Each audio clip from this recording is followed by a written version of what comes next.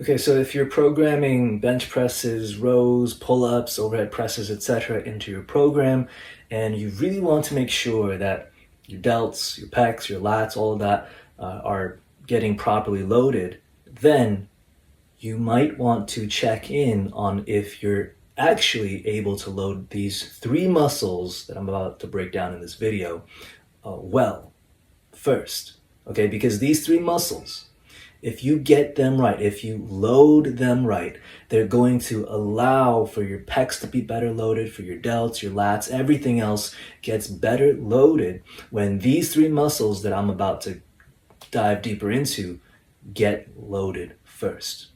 And I'll explain the reasoning as I go along. So the first muscle group is the obliques. Okay, because you need your obliques to get loaded in order to keep a stack as you're breathing.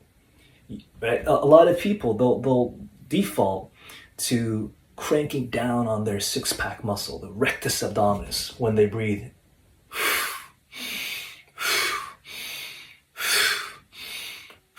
And you see what that does is it introduces a lot of spine movement. And it's not that spine movement is bad, but it's that when you're trying to move at your shoulder, when you're trying to do a press or a row, you don't want your spine movement to substitute for your shoulder movement. You can pair the two, yes, you can purposely pair the two, yes, but you want to be able to decide what actually moves and not always accidentally move from your spine.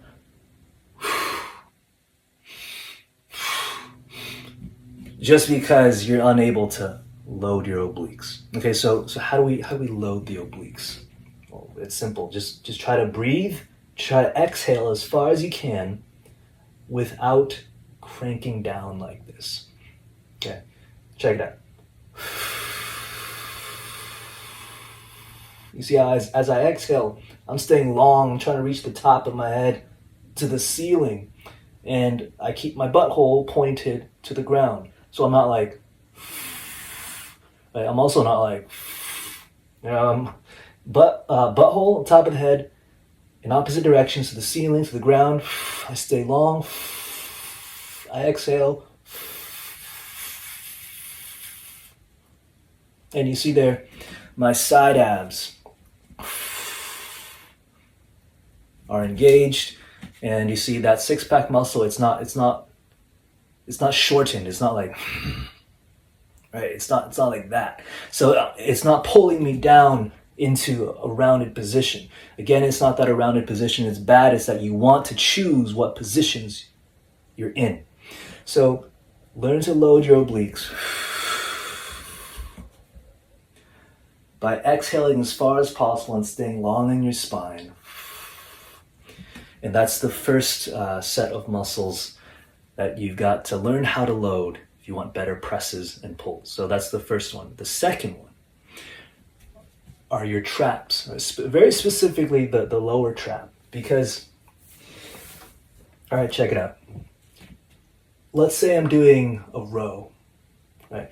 If I'm doing a row, I want to be able to just move from my shoulder. I mean, yeah, my elbow is moving as well, but that's secondary to here, right? My shoulder right here, that's the primary axis of rotation. Now, what I don't want as I'm doing a row is this. You see, like, yeah, here I'm getting the weight from point A to point B, but you see what's happening at my spine, you see what's happening at my shoulder. See, everything is like falling into the weight that I'm pulling. I want to control the weight. I don't want the weight to control me. So to do that, you see my shoulder blade here. I've got to be able to exert a counter force to to this. If the weights or my compensatory movement patterns want to pull me into here, then I've got to be able to go back the opposite way, right? See that? Boom. And you see how I'm not going like this, right? I'm not just cranking back on my spine to do that.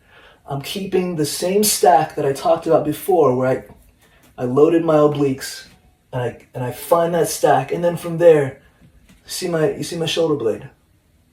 See how it kind of tilts back a little bit, or at the very least, it resists tilting forward. See that? So that's the second group of muscles that you have to learn how to load. The cue there is, right, again, long spine, stack, and tilt that shoulder blade back a little bit as your arms are getting close to your body. You apply this in your rows, you apply this in your bench press, where you will have to arch your spine a little bit, but you see the shoulder blade there? You see how I'm still able to tilt the shoulder blade independently of my spine extension? Right, so you do this in your bench press, and yeah, this is going to be part of creating the stability to press off of, creating a really strong, stable upper back position when you're planted on the bench. Right, so those are two muscle groups so far. The obliques, so that you can have a stack. The traps, so that you can prevent your scapula from tilting forward like this uncontrollably as you row or as you press. And then the third muscle group here is your serratus. So with your serratus, the way to really get it to engage is see if you can push something without defaulting to rounding your upper back to push further. Right? You see that compensation where let's say I'm pushing something, I'm not even fully extended at my elbow yet, and then I start to round to push it further. Right? So that's what you want to be able to differentiate between.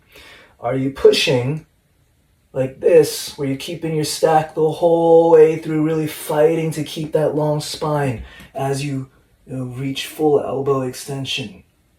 Or are you defaulting to rounding the spine a little too early on? Right? If you get this right, if you're able to keep that long spine and you find that border between about to compensate versus keeping it strict. You find that border, you put it on the side that you want to reinforce. Right? You keep it strict, and boom, you should feel that serratus start to light up. Right? You see the fight I'm talking about, where like my body, it just wants to go like this at some point, but don't let it. Keep that spine long, keep those obliques on, and just reach. Don't do this either. Don't just crank back on your spine. No, just keep it long, okay? Long. Keep it the same shape and just keep reaching. Keep reaching. And yeah, you're gonna feel something here. You can use a wall. You can kind of push into a wall if that could help you. You could also do wall slides. If you've been to physical therapy, you've probably seen this exercise. Yeah, this is just me showing you a stricter way than you might have done it before, which will make better use of your time if your intent is to really get that serratus, to learn to engage, to learn to get loaded. So those are the three muscle groups that I have found to be most essential in learning how to load, which will then help your pecs, your delts, your lats, everything else grow better, get loaded better. Yeah, it all really starts, in my experience, with learning how to load the obliques, the traps, and the serratus. Obliques, traps, serratus. Got any more questions? Put it in the comments below.